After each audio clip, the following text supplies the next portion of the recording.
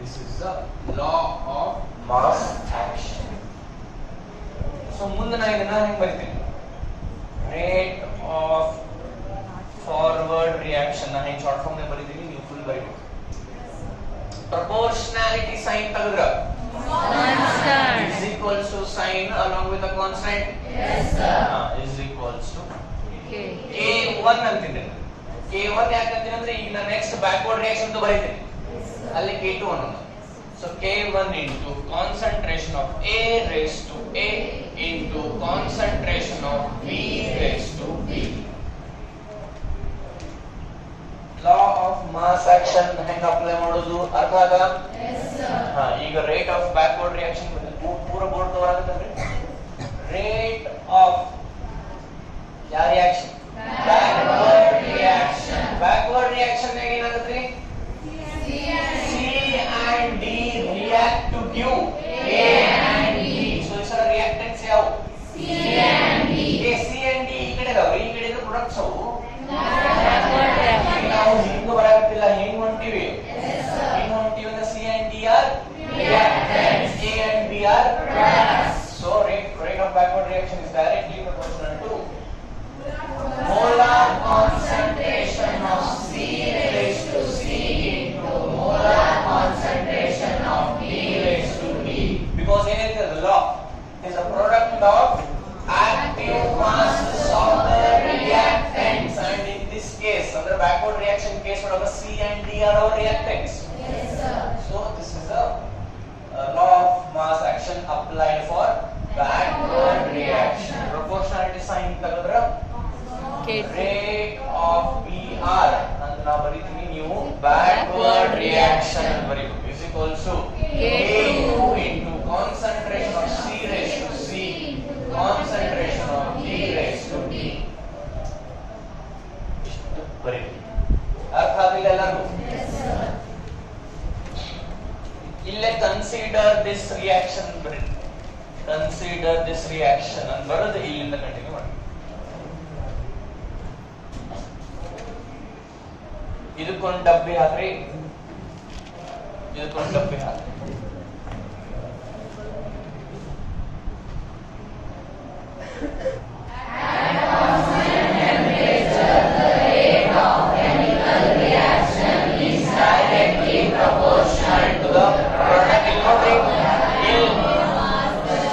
ಇಲ್ಲಿ ನೋಡ್ಕೋತ ಹೋದ್ರಿ ಇಸ್ ಡೈರೆಕ್ಟ್ಲಿ ಪ್ರಪೋರ್ಷನಲ್ ಟು ಅಲ್ಲಿಂದ ಕಂಟಿನ್ಯೂ ಮಾಡಿ.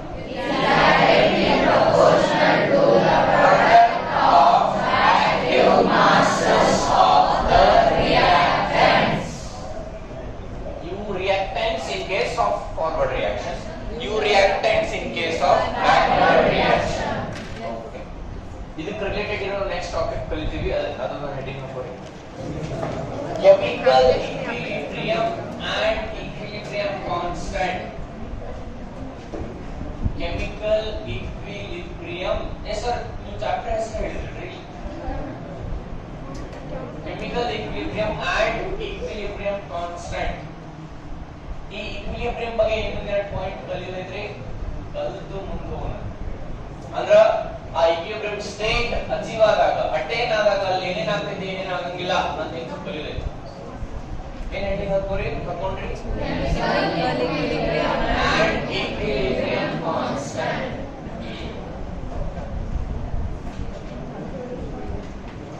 ಎರಡು ಪಾಯಿಂಟ್ ಬರೆಸಿ ರಿಲೇಟೆಡ್ ಟು ಕೆಮಿಕಲ್ ಈಕ್ವಿಲಿಬ್ರಿಯಂ ಆಮೇಲೆ ಎಕ್ಸ್ಪ್ಲೇನ್ ಮಾಡ್ತೀನಿ. ಬರೆದ್ರೆ ಒಂದೇ ಬರೆದ್ರೆ ಪಾಯಿಂಟ್ ವೈಸ್ ಇದ್ರೆ ಒಂದೇ ಪಾಯಿಂಟ್ ಫಸ್ಟ್ ಪಾಯಿಂಟ್ ಅಥವಾ liquid star. Chemical equilibrium, chemical equilibrium is attained in a closed container. Chemical equilibrium is attained in a closed container. It's attained in a closed container and at constant temperature. And at constant temperature. Chemical equilibrium is attained in a closed container and at constant temperature. Second point. ಎರಡು ಆಮೇಲೆ explain ಮಾಡ್ತೀವಿ. First ಬರ್ಸ್ತೀವಿ. At equilibrium, constant concentration of reactants and products at equilibrium, concentration of reactants and the products remain constant at equilibrium, concentration of reactants and products remain constant. Okay, first point experiment. First point chemical equilibrium is attained in a closed container and at constant temperature. Lux kodrille. Why can't chemical equilibrium be attained in a open container? Closed container ಯಾಕೆ ಬೇಕು? ಅಥವಾ isolated ನಾಗೂ ಆಗುತ್ತಾ? ನಾವು ice cube ಮತ್ತು ನೀರದ example isolated system ತಗೊಂಡಿದ್ವಿಲ್ಲ. Isolated container ಅಂದ್ರೆ ಏನದು? ಐಸೋಲೇಟೆಡ್ ಸಿಸ್ಟಮ್ ಅಂದ್ರೆ ಏನು? cannot exchange matter and energy with the surroundings. Closed container, it can exchange energy but cannot exchange matter with the surroundings. Agree? ಒಂದು container ತಗೊಂಡು ಅದನ್ನ ನಾವು ಮುಚ್ಚಿಬಿಟ್ರ ಈ ಕಂಟೈನರ್ ಮತ್ತು ಸರೌಂಡಿಂಗ್ ನಡುವೆ ಎನರ್ಜಿ ಎಕ್ಸ್ಚೇಂಜ್ ಆಗ್ಬೋದು. ಅಂದ್ರೆ ಹೀಟ್ ಅದರಿಂದ ಹೊರಗೆ ಹೋಗ್ಬೋದು ಅಥವಾ ಅದಕ್ಕೆ ಹೀಟ್ ಒಳಗ್ ಬರ್ಬೋದು. ಆದ್ರ ಮ್ಯಾಟರ್ ಹೊರಗೆ ಹೋಗಲ್ಲ.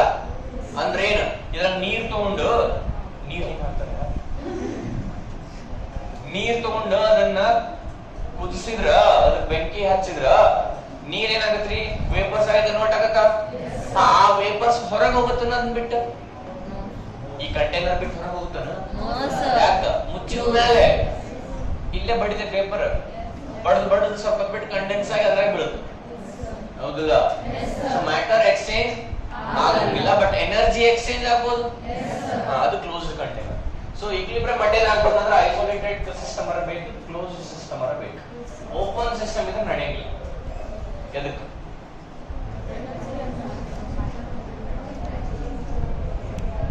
ಅದಕ್ಕೆ ಸೆಕೆಂಡ್ ಪಾಯಿಂಟ್ ಬರಲ್ಲ ಸ್ಟೇಟ್ಮೆಂಟ್. ಸೆಕೆಂಡ್ ಪಾಯಿಂಟ್ ಅಲ್ಲ, ಸೆಕೆಂಡ್ ಪಾಯಿಂಟ್ ಅಲ್ಲ, ಫಸ್ಟ್ ಪಾಯಿಂಟ್ ಒಳಗ second part of the statement.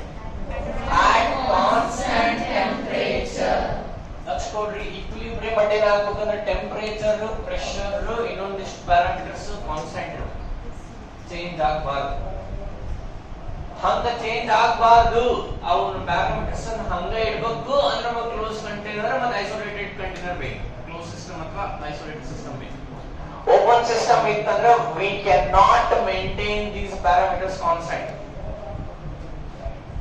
ಇದನ್ನ ನೀವು ಮುಂದೆ ಹೋದಂಗ ಅರ್ಥ ಆಗುತ್ತಾ? ಸದ್ಯ ಈ ಸ್ಲೈಡ್ ಬರಿ ಏನು? ಒಂದು ಈಕ್ವಿಲಿಬ್ರಿಯಂ ಮೇಂಟೈನ್ ಆಗ್ಬೇಕಂದ್ರ ಆ ಸಿಸ್ಟಮ್ ಕ್ಲೋಸ್ ಅರ ಇರಬೇಕು, ಐಸೋಲೇಟೆಡ್ ಅರ ಇರಬೇಕು. ಓಪನ್ ಇದ್ರೆ ವರ್ಕೌಟ್ ಆಗಂಗಿಲ್ಲ. ಇನ್ನು ಮುಂದೆ ಇದ್ರ ಬಗ್ಗೆ ಅರ್ಥ ಆಗುತ್ತೆ, ಮುಂದೆ ಇದ್ರ ಬಗ್ಗೆ ಡಿಸ್ಕಷನ್ ಆದಂಗ ಆಗುತ್ತೆ. ಓಕೆ, ಅಲ್ಲಿ ಸೆಕೆಂಡ್ ಪಾಯಿಂಟ್ ಏನಿದೆ ಓದಿ. The concentration of reactants and products remain constant. ಅಂದ್ರೆ ಏನರ್ಥ? once equilibrium has been attained, lakh ಕೊಡ್ರಿ. ಈಗ ಇದರ ರಿಯಾಕ್ಷನ್ ತಗೊಳ್ಳಿ. A ಮತ್ತು B ರಿಯಾಕ್ಟ್ ಆಗಿ ಏನ್ ಕೊಡತಾವ? C and D ಕೊಡತಾವ. Initially rate of forward reaction ಜಾಸ್ತಿ ಇರ್ತದೆ, ಹೌದಿಲ್ಲ? ಆಮೇಲೆ ಟೈಮ್ ಆದಂಗ ಏನಾಗತ್ರಿ? Rate of the forward reaction ಕಡಿಮೆ ಆಗೋದು ಬರುತ್ತೆ, rate of the backward reaction ಜಾಸ್ತಿ ಆಗೋದು ಬರುತ್ತೆ. ಯಾವ್ದೊಂದು ಪಾಯಿಂಟ್ ಆಫ್ ಟೈಮ್ ಗೆ ಎರಡು ರೇಟ್ ಈಕ್ವಲ್ ಆಗ್ತಾವ. ಅವಾಗ ಏನಾಗುತ್ತೆ? ಈಕ್ವಿಲಿಬ್ರಿಯಂ ಮೇಂಟೈನ್ ಆಗುತ್ತಾ? ಅಂದ್ರೆ ಏನಾಗುತ್ತೆ ಲಕ್ಷ ಕೊಡ್ರಿ, ಎಷ್ಟು A and B ರಿಯಾಕ್ಟ್ ಆಗಿ C and D ಕೊಡ್ತಾವು, ಅಷ್ಟ C and D ರಿಯಾಕ್ಟ್ ಆಗಿ ವಾಪಸ್ A and B ಕೊಟ್ರ ಇದ್ರದ್ದು ಕಾನ್ಸಂಟ್ರೇಷನ್ ಚೇಂಜ್ ಆಗುತ್ತಾನ? ಈಗ ಈಕ್ವಿಲಿಬ್ರಿಯಂ ಮೇಂಟೈನ್ ಆದ ಕೂಡಲೇ ಇದ್ರದ್ದು ಕಾನ್ಸಂಟ್ರೇಷನ್ 5 mol per liter ಅಂತ ಅನ್ಕೊಳ್ಳೋಣ. ಏತ್ ಕಾನ್ಸಂಟ್ರೇಷನ್ ಎಷ್ಟೈತಿ? ಆಟ್ ಈಕ್ವಿಲಿಬ್ರಿಯಂ ಬರತ್ತಿನ 5 mol per liter ಅನ್ಕೊಳ್ಳೋಣ. ಹಂಗ B ದು 4 mol per liter ಅನ್ಕೊಳ್ಳೋಣ, C ದು 6 mol per liter, D ದು 8 mol per liter. mol per liter ಯಾಕೆ ಯೂನಿಟ್? ಮೊಲಾರಿಟಿ ಬರುತ್ತೆ. Molarity formula is number of moles of solute dissolved divided by volume of solution in liters. Formula. The numerator ಏನೈತಿ? Number of moles. Denominator name है. Volume of solution in liters. So mole per liter. Mole per liter. Yes, sir. So at equilibrium attain ಆದ್ಮೇಲೆ A the concentration 5, B the concentration 4, C the 6, D the 8 ಇತ್ತಂದ್ರ equilibrium attain ಆದ್ಮೇಲೆ ನೀವು ಒಂದು ತಾಸು wait ಮಾಡಿದ್ರು ಇವು concentration ಅಷ್ಟೇ ಇರ್ತಾವ. A ದ 5 ಇರ್ತೈತಿ, B ದ 4 ಇರ್ತೈತಿ, C ದ 6 ಇರ್ತೈತಿ, D ದ 8 ಇರ್ತೈತಿ. ರಿಯಾಕ್ಷನ್ ಎಷ್ಟರ ಆಗಲಿ, ಒಂದು ದಿವಸ ಆಗಲಿ ಒಂದು ವರ್ಷ ಆಗಲಿ, ರಿಯಾಕ್ಷನ್ ನಿಂತಿಲ್ಲ. ಮತ್ತೆ ರಿಯಾಕ್ಷನ್ ಆಗಕತ್ತೈತಿ, ಆದ್ರೆ ಕಾನ್ಸಂಟ್ರೇಷನ್ ಚೇಂಜ್ ಆಗ್ಬೋದು. ಎಲ್ಲಿ ಚೇಂಜ್ ಆಗ್ಬೋದು? ಎಲ್ಲಿ ಚೇಂಜ್ ಆಗ್ಬೋದು ಅಂದ್ರೆ ಎಷ್ಟು A and B ರಿಯಾಕ್ಟ್ ಆಗಿ C and D ಕೊಡಾಕತ್ತಾವು, ಅಷ್ಟ C and D ವಾಪಸ್ ರಿಯಾಕ್ಟ್ ಆಗಿ A and B ಕೊಡಾಕತ್ತಾವು. ಈ ಸ್ವಲ್ಪ ಹಿಂಗ್ ಕಡಿಮೆ ಆದಾಗ ಅನ್ಸುತ್ತೆ ಮತ್ತೆ ವಾಪಸ್ ಅಷ್ಟ ಆಗ್ಬೋದು, ಈ ಸ್ವಲ್ಪ ಜಾಸ್ತಿ ಆದಾಗ ಅನ್ಸುತ್ತೆ ಮತ್ತೆ ಅಷ್ಟ ಆಗ್ಬೋದು. Getting this? Yes, sir. Third point ಬಂದು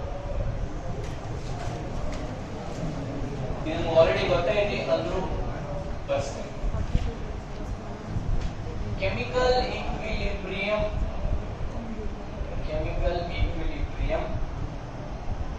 appears static. Chemical equilibrium appears static, but it is dynamic. Chemical equilibrium appears static, but it is dynamic. Why it appears static? ನೀವು equilibrium ಅಟ್ಟೇನ್ ಆಗ ರಿಯಾಕ್ಷನ್ ಚಾಲೂ ಮಾಡಿದ್ರಿ, ರಿಯಾಕ್ಷನ್ ಚಾಲೂ ಮಾಡಿ equilibrium ಅಟ್ಟೇನ್ ಆಗುತ್ತಾನ ಅಲ್ಲೇ ಇದ್ರಿ, reaction ಮಾಡ್ಸಕತ್ತಿದ್ರಿ.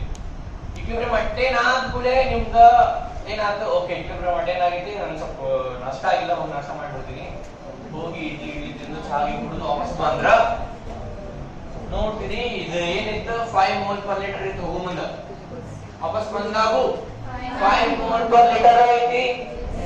ಆದ್ರೆ ಏನು ಹಂಗ does it mean that reaction has stopped? No, sir. Reaction is going on, but the concentrations have not changed, so it appears Static. but it is Dynamic. ಇನ್ನೊಂದು last point. A catalyst. What is a catalyst? What is a catalyst? I am asking, what is a catalyst? Barthendri, Which helps. what is a catalyst? I am asking. I am not dictating. It helps the reaction. ಕೇಳಿಲ್ಲ ನೀವು ಈ word? KD, sir.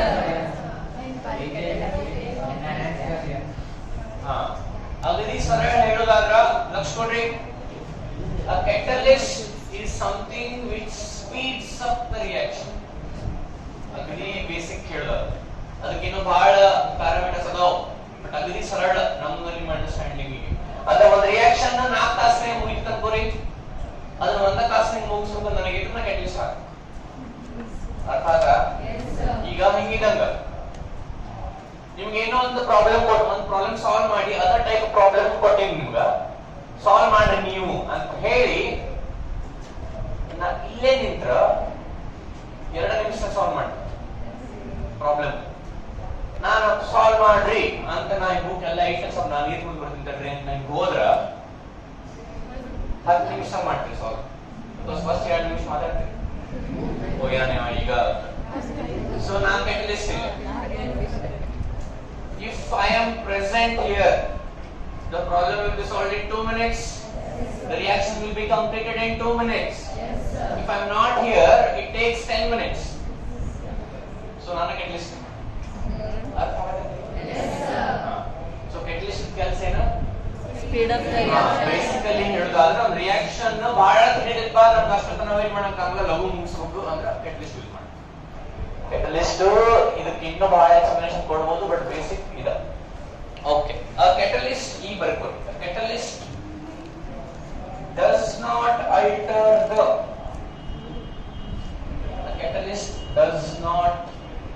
alter the position of the equilibrium. A catalyst does not alter the position of the equilibrium. Catalyst does not alter the position of the equilibrium. Okay, ಹಿಂಗಂದ್ರೆ ಏನು? Catalyst ನ ಒಂದು reversible reaction ಗೆ ಹಾಕಿದ್ರ ಏನು ಫರಕ್ ಬೀಳಂಗಿಲ್ಲ ಅಂತ ಹೇಳಕ್ ಹೇಳಬೇಕು. ಈಗ ನೋಡಿ ಸ್ವಲ್ಪ ಲಕ್ಷ ಕೊಡ್ರಿ, ಇಲ್ಲಿ ಎರಡು ರಿಯಾಕ್ಷನ್ ತಗೊಂಡಿ ನೋಡ್ರಿ.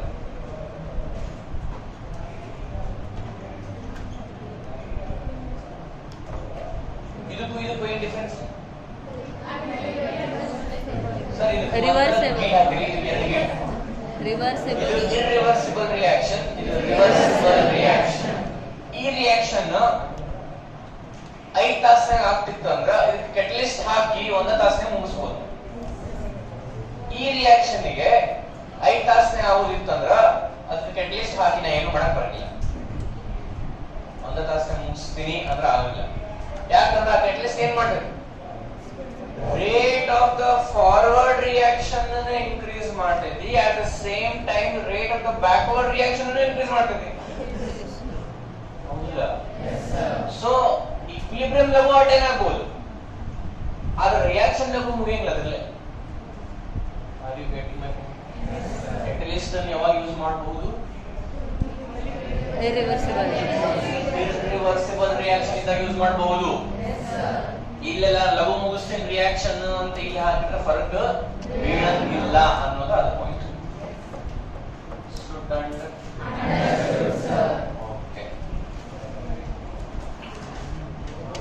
ಈಗ ಆ ಹೆಡಿಂಗ್ ಏನಿತ್ತು?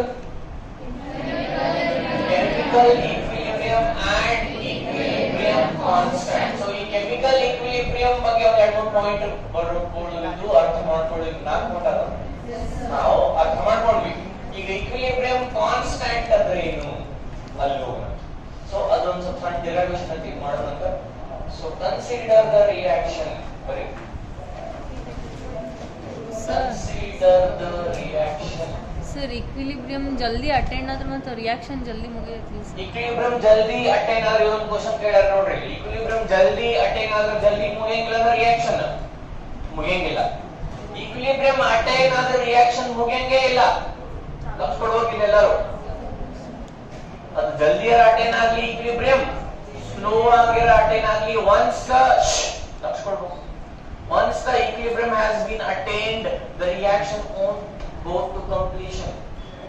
ಯಾಕೆ? ರಿಯಾಕ್ಷನ್ ಅನ್ನು ಕಂಪ್ಲೀಟ್ ಆಗಿ ಮುಗಿಸಬೇಕಂದ್ರೆ ಈಕ್ವಿಲಿಬ್ರಿಯಂ ಅನ್ನು ನಾವು ಡಿಸ್ಟರ್ಬ್ ಮಾಡಬೇಕು.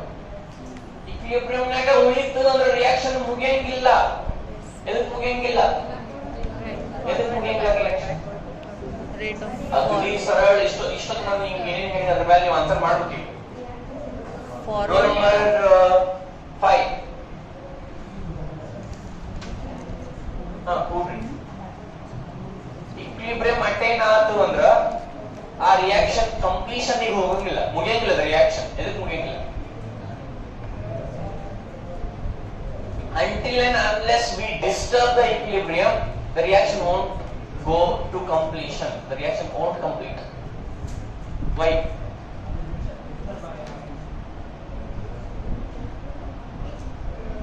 Roll number 10, 15. Right. Same question.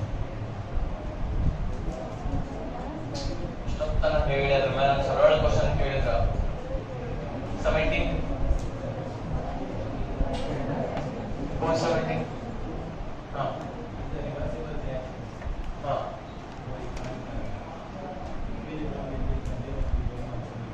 ಸ್ವಲ್ಪ ಜೋರಾಗಿ ಹೇಳಿ. ಮತ್ತೊಂದು ಅರ್ಜುನಿ ಬಗ್ಗೆ ಜೋರ ಹೇಳ್ರಿ.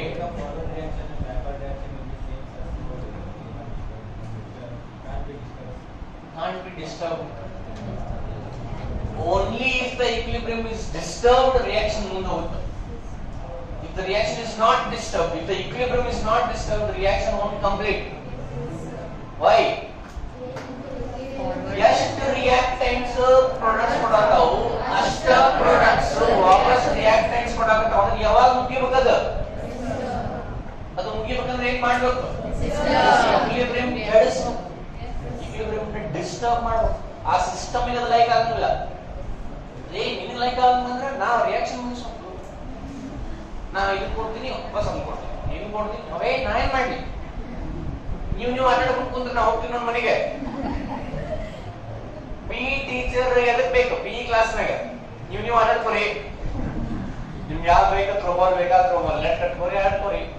ನಾನು ಏನ್ ಮಾಡಿ ನಾ ಬಂದಿನಂದ್ರೆ ರಿಯಾಕ್ಷನ್ ಮುಗಿಸ ಹೋಗುವ. ಪಿ ಕ್ಲಾಸ್ ಕಳಿಸ್ಬಿಟ್ರ ಊಟ ಬರ್ತಾವನ್ರಿ ವಾಪಸ್. ಮುಂಜಾನೆ ಸಣ್ಣ ಸಣ್ಣ ಆಡ್ತಾವ, class ಊಟಂದ್ರೆ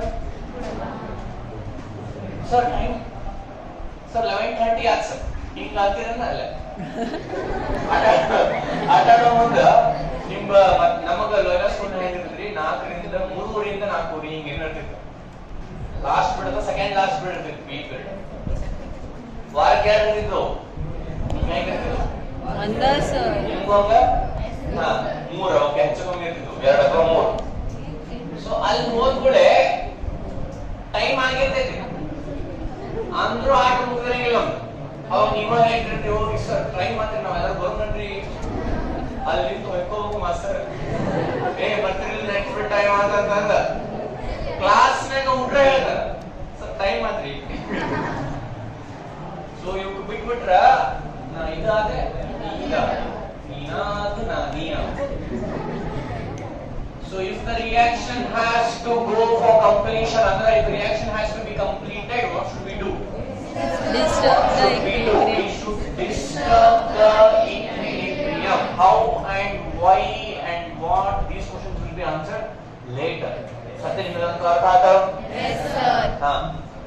Consider this reaction and bardu A moles of A plus B moles of B gives C moles of C and D moles of D. This reaction is reversible sign ಆದ್ರಿಲ್ಲ.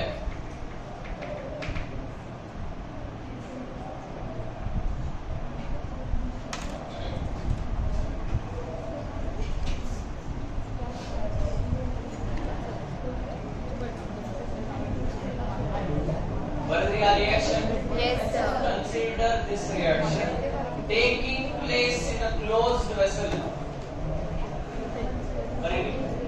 Taking place in a closed vessel at constant temperature. Taking place in a closed vessel at constant temperature.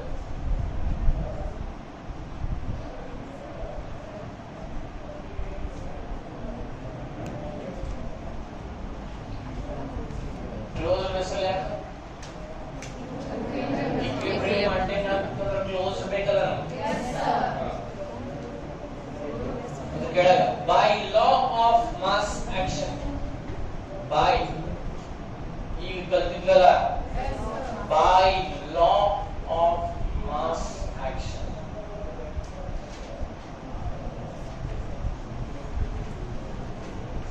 rate of forward reaction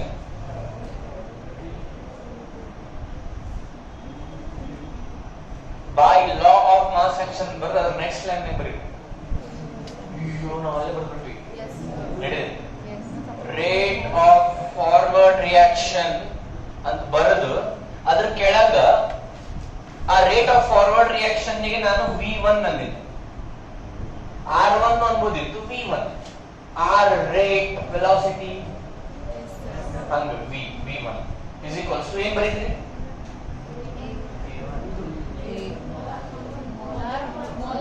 ನಾ proportional sign ಹಾಕಿಲ್ಲ. is equals to A1 into molar concentration of A raised to A into molar concentration of B raised to E. ಇದಕ್ಕ equation 1 ಅನ್ನ equation 1.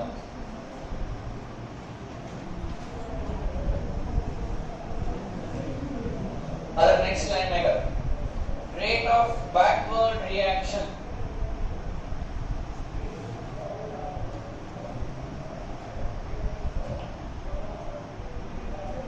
ಇದಕ್ಕೇನು equation 1 ಅನ್ಬೇಡ್ರಿ, ಮುಂದೆ ಅಂತೀನಿ ನಾನು. ಇದರ derivation ಇದಕ್ಕೆ ಮುಂದೆ 1 ಇಲ್ಲಿ ಬರ್ತೀರಿ ರೇಟ್ ಆಫ್ ಎಲ್ಲರೂ ಇರ್ಬೇಕು ಲಕ್ಷ್ಯ rate of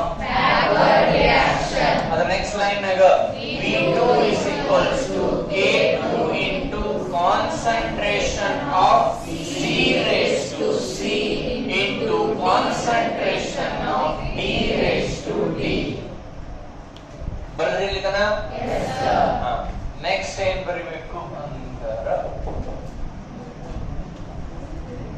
at equilibrium next line ನಾಗ ಅದ್ ಹೇಳ್ಬೇಕಂದ್ರೆ ನೀವು ಸಣ್ಣ ನೋಡ್ರಿ ನೀವು ಯಾವ್ದೋ ಒಂದು ನೀವು ಡೆರೈವೇಶನ್ ಮಾಡೋ ಮುಂದ ಅದ ಬಾಜು ಬಾಜು ಬರೀತಾರೆ ನೆಕ್ಸ್ಟ್ ಲೈನ್ ಬರ್ಕೊಂಡು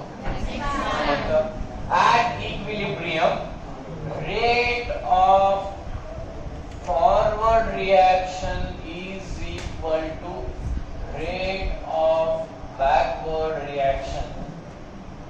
You full ಬರೀಬೇಕು FRBR ಬರೀಬೇಕು. Is this statement true? Yes. At equilibrium we know. What do you know?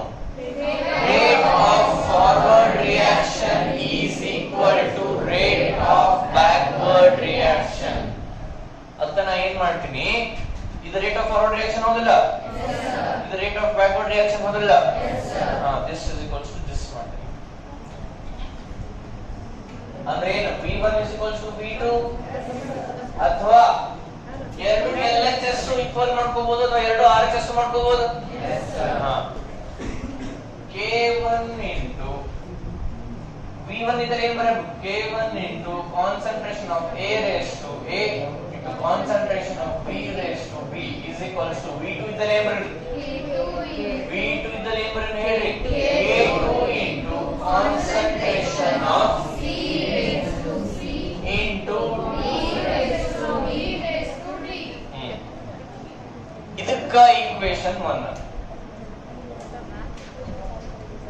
ಇಲ್ಲಿ ತನಕ ಎಲ್ಲರಿಗೂ ಅರ್ಥ ಆಯ್ತಾ yes sir boys yes sir ಅದನ್ನ ಕೆಳಗೆ ಒಂದು ಸ್ಟೇಟ್ಮೆಂಟ್ ಬರೀ ಅದನ್ನ ಈಕ್ವೇಷನ್ 1 ಅಂತ ಕರೆದಿರಲ್ಲ yes sir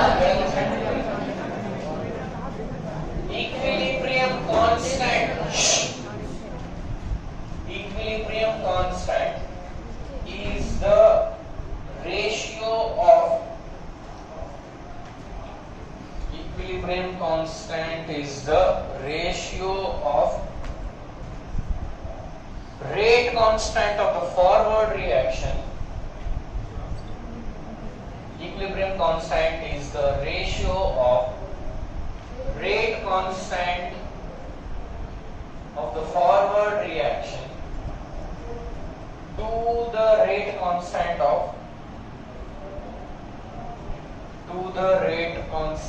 of backward reaction.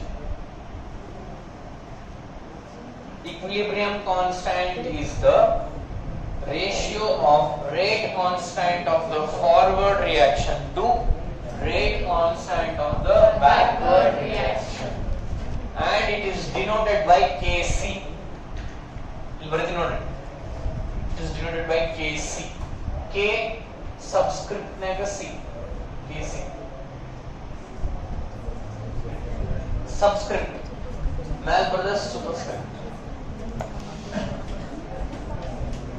Equilibrium constant is the ratio of rate constant of the forward reaction. ನಾನು ಇಲ್ಲೇನೋ ಹೇಳಕತ್ತೀನಿ ನನ್ನ ಜೋಡಿ ಇನ್ವಾಲ್ವ್ ಆಗಬೇಕು.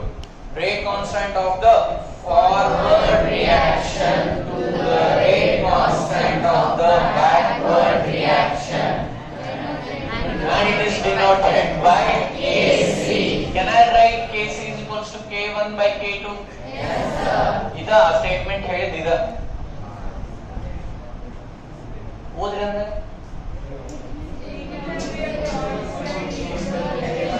equilibrium constant is the ratio of rate constant of the forward reaction. K1 ಅಂದ್ರೆ rate constant of forward reaction ಆಗ್ತದ yes sir 2 the rate constant of the backward reaction, and it is denoted by Kc. Kc is equals to K1 by K2 ಬರೀರಿ ಕೆಳಗ ಬರದ್ರಿ yes sir